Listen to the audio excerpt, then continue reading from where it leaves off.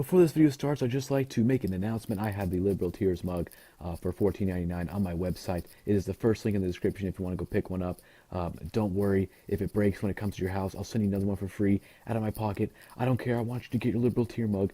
It comes in Liberal Tears white with the face, black with the face, white without the face, and black without the face. So pick whichever one you want, and it'll come to your door in about 3 to 5 days. So that should be epic.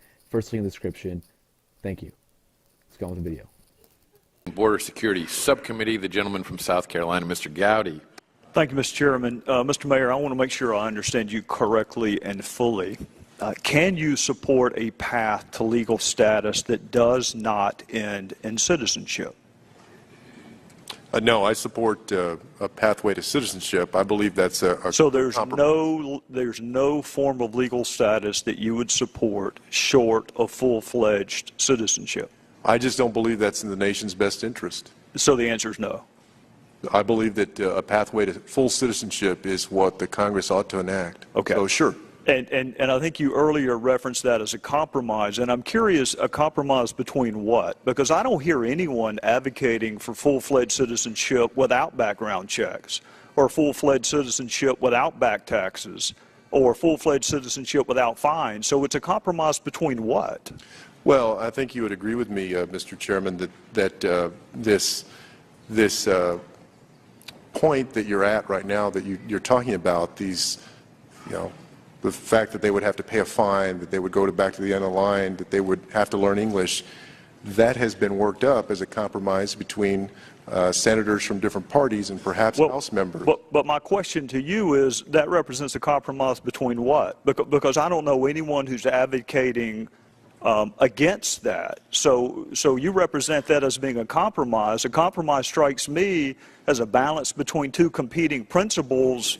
I don't hear anyone advocating for full-fledged citizenship with no conditions precedent at all. So how is that a compromise? Well, it's a compromise in my mind because senators from different parties, as Americans want folks to do from different parties, came together and put together a framework. I'm sure they had their divergent views, so if we went to the beginning of the process, then I'm sure there was more divergence in their views.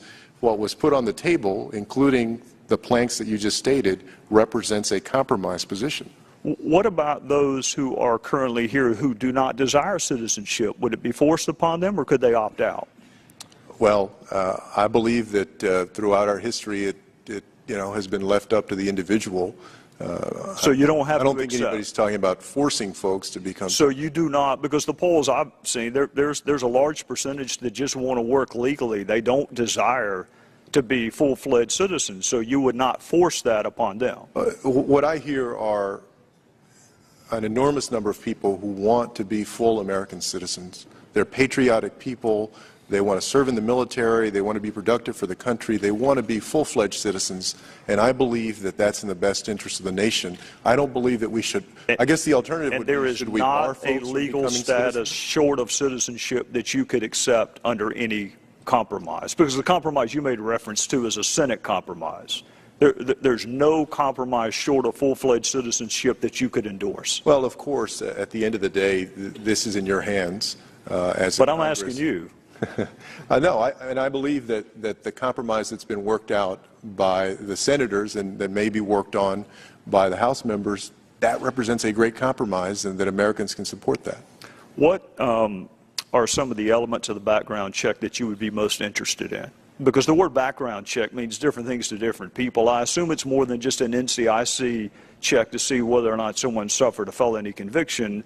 What do you mean by background check? Well, and I readily acknowledge, I'm not a technical expert, not in law enforcement, and so I understand y'all are going to have a panel that's going to deal with enforcement. But you are an attorney. You are an attorney. Very well trained attorney. So not a very good law school, though. If you were better than most of the members of judiciary, I suspect your grades were. So what would you include in that background check? Because Mr. Forbes asked you, I thought it was a very good question. If you set the bar at felony convictions, That's a pretty high standard. For those who are under investigation by the Bureau or someone else, and you could maybe meet the level of probable cause, but not beyond a reasonable doubt, would you be willing to exclude them from this path? Well, I think that what's been discussed does go beyond just folks who have been convicted of a felony. I understand that there may be some instances, but that's going to be case specific. I think that kind of thing needs to be adjudicated. It's somewhere between assuming that somebody has committed a crime and recognizing that there are circumstances where someone does present a danger to the United States and should not be in the country. I do think that there's leeway there. Okay. I would grant you that. And these are the kinds of things that I don't disagree with the general point that, this is not easy. This is detailed. It's important work. But I believe at the end of the day that the compromise, the general principles of the compromise that have been worked out in the Senate are the ones that are the best option for the United States. My very last question to you, because I'm out of time, is this. This is not our country's first foray into amnesty. And you talked about citizenship and all the benefits that confers on folks. One of the benefits it confers is that you have the protection of the law. So how would you explain to folks in my district or Congressman Labrador's who really do place a high value on respect for the rule of law why we're doing this again if it hasn't worked in the past? Mm-hmm. Well, I think you and I would agree that, as many folks have said, we are a nation of laws. We draw our strength from the fact that we're a nation of laws.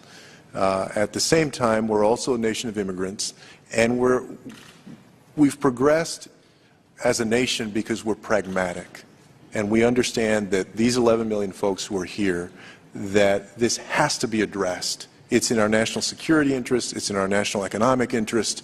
So I do think that we can find a way to punish these folks for not coming in here legally, but at the same time address the pragmatic issue that's in front of us.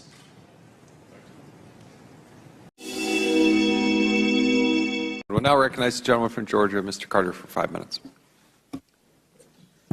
Thank you, Mr. Chairman, and thank you, Ms. Saldana, for being here. Ms. Saldana, last year, it's my understanding that you released 19,723 illegal aliens with criminal records. 19,723. That's the number I've been given. 19,723. That number is correct by, remember, court order or some discretion. And these are illegal aliens with criminal records such as kidnapping, sexual assault, DUI, and homicide. That's correct. You say that somewhat matter-of-factly as if it's okay. Well, it's not okay, but that's what the statute tells me, sir. It tells me we need to that we need to abide. You know, it's just unbelievable to me that we have released 19,723 illegal aliens with criminal records such as kidnapping, sexual assault, DUI, and homicide. It's appalling. No wonder America's in an uproar right now. It is appalling. It is appalling. Speaking to the Supreme Court of Texas, the United States, with respect to some of it, the immigration courts have another. So tell me when you can detain them.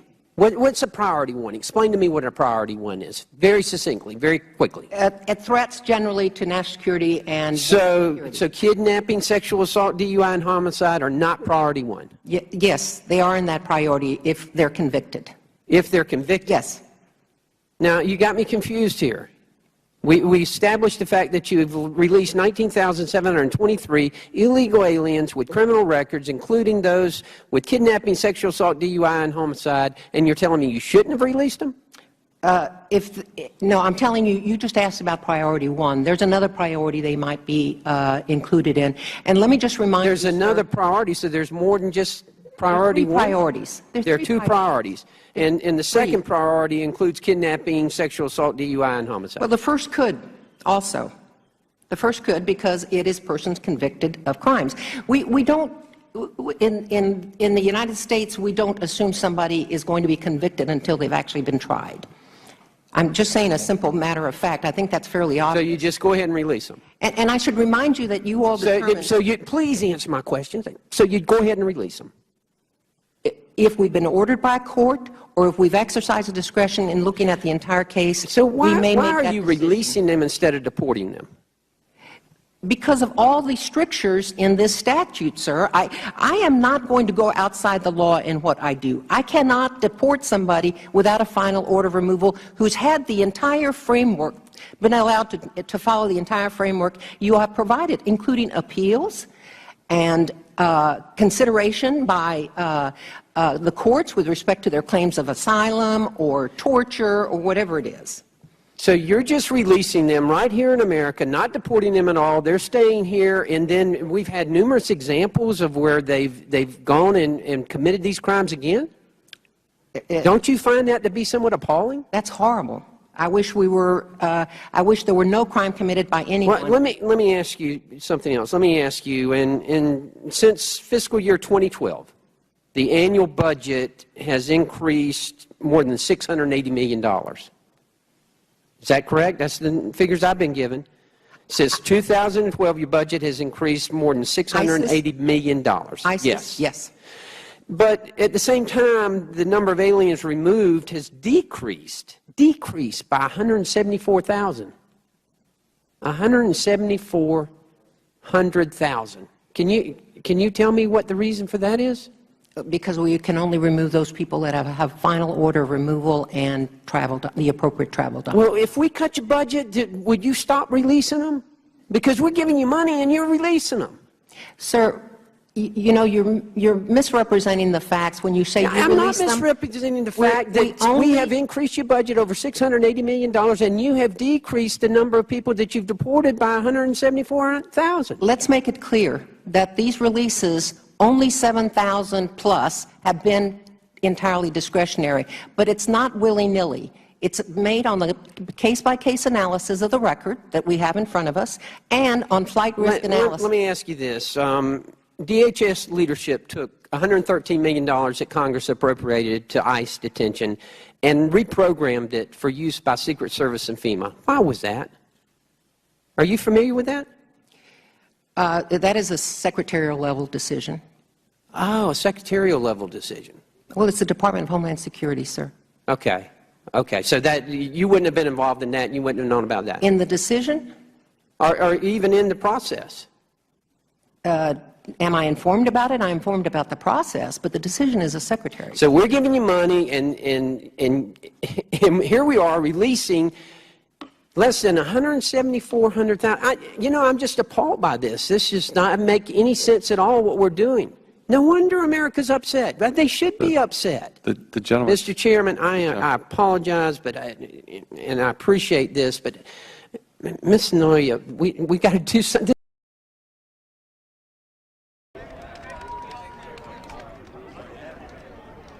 Rob Dew here reporting for Infowars.com. We've been shooting the Trump protesters. They've been marching, but now pro-Trump people are joining in, and they have Trump will secure the border, veterans for Trump.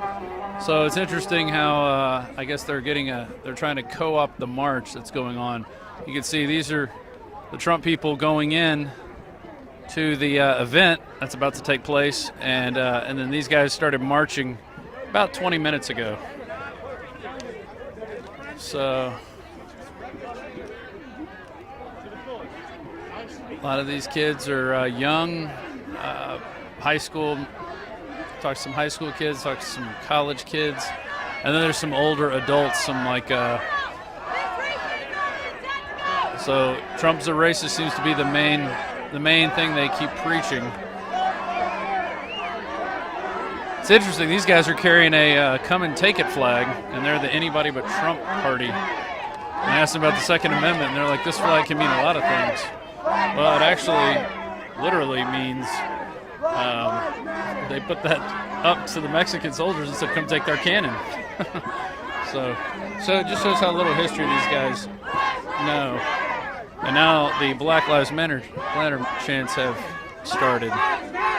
They were doing All Lives Matter, and then they switched to Black Lives Matter at one point. So there's still people back behind the barrier. The protesters have definitely grown. I'd say they probably doubled in size from earlier, and Trump has not shown up yet, to my knowledge. I think he'll come through the back way. I don't think he's going to come this front way.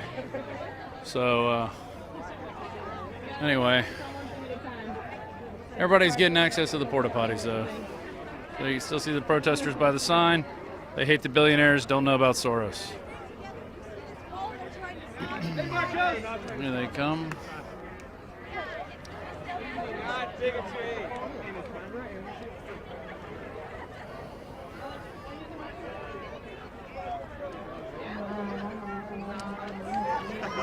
Just a smattering of what's been going on most of the day. But the march has grown. More people are joining it. And it looks like some people are coming down. More people are joining this as we speak. It's getting bigger and bigger. But there you get it.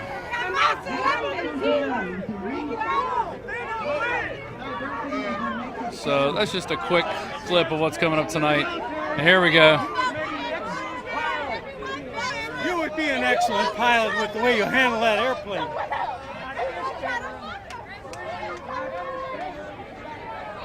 Anyway, diverse crowd. Are you joining the protest? Yeah, I'm with the Veterans for Trump protest. All right. And anything to get rid of Paul Ryan, our most hated congressman here in Wisconsin. Yeah, hopefully they say there's a plan to do that. Oh, yeah, well, we don't know how to do that since the voting system is so corrupt. Right. We think the electronic machines get their wires crossed, and they're worried about our... I'm sure that's all by accident, too. Yeah, that's by accident. If the vote's running in the wrong direction, they just twist them, I think. That's how they keep us controlled. Yeah, that's how. That and dropping bombs on us so they can protect us. Yeah, exactly. All right, well, thanks for talking to me. Have a good one. All right, so yeah, some Veterans for Trump have joined the... Hey, I got a story for you, InfoWars. I need to Oh, yeah? What do you got? I should be inside the Trump rally right now, and I'm not. You just talked to me earlier. They kicked you out. And what does my sign say? Love Trump's hate. They kicked me out. I went up there peacefully. I have a ticket to this event. They kicked me out on the grounds that it's a private event and it's private property, and I got kicked off. They're racially profiling people at the door. I watched a group of people get kicked out behind me who were wearing nothing. They had no signs, nothing. They were racially selected and profiled and removed off the property. Well, I saw a couple black people go into the event, if that's what you're referring to, but they did kick out a girl with face paint on that said no hate. They kicked out a young couple, is what I think that they are age discriminating, to be honest with you. But the thing is freedom is not free when you can't walk into an election. Like, you can't walk into it. Sorry, it's so busy out here. Freedom's not free when you can't walk in and listen to a presidential candidate speak, even in peace. I came here with no Bernie stuff. I was not bringing this sign in. I was very aware of the fact that I was just going to go and peacefully listen to him talk.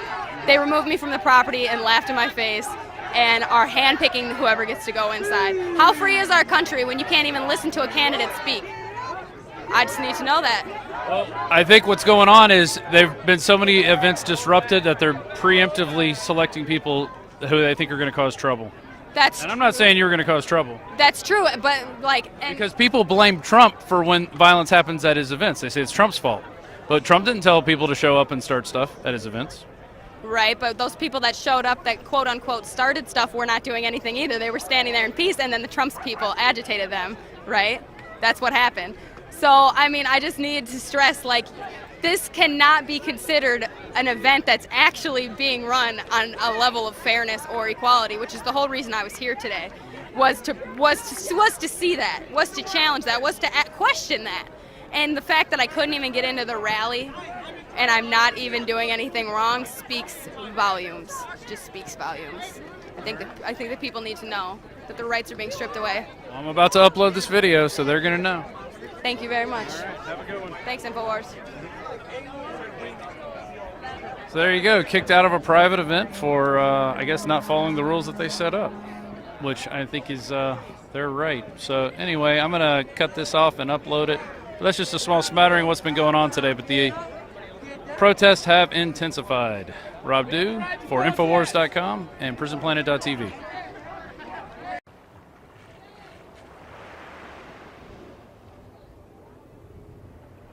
Hello, everyone. Hey, I'm I'm just stopping by to remind you that liberals are insane. Social justice warriors are becoming more violent and triggered than ever before. Anyways, be sure to subscribe to KGPPV on YouTube and have a blessed day. Yeah, man.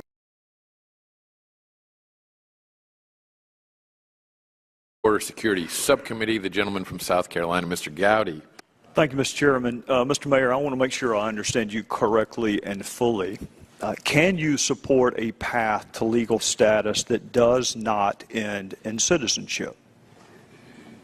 No, I support a pathway to citizenship. I believe that's so there's no form of legal status that you would support short of full-fledged citizenship.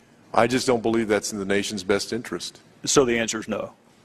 I believe that a pathway to full. Before this video starts, I'd just like to make an announcement. I have the Liberal Tears mug for $14.99 on my website. It is the first link in the description if you want to go pick one up. Don't worry if it breaks when it comes to your house. I'll send you another one for free out of my pocket. I don't care. I want you to get your Liberal Tear mug. It comes in Liberal Tears white with the face, black with the face, white without the face, and black without the face. So pick whichever one you want, and it'll come to your door in about 3 to 5 days. So that should be epic. First link in the description. Thank you. Let's go on with the video. They would have to pay a fine, that they would go back to the end of the line, that they would have to learn English. That has been worked up as a compromise between senators from different parties and perhaps House members. But my question to you is, that represents a compromise between what? Because I don't know anyone who's advocating against that. So you represent that as being a compromise. A compromise strikes me as a balance between two competing principles.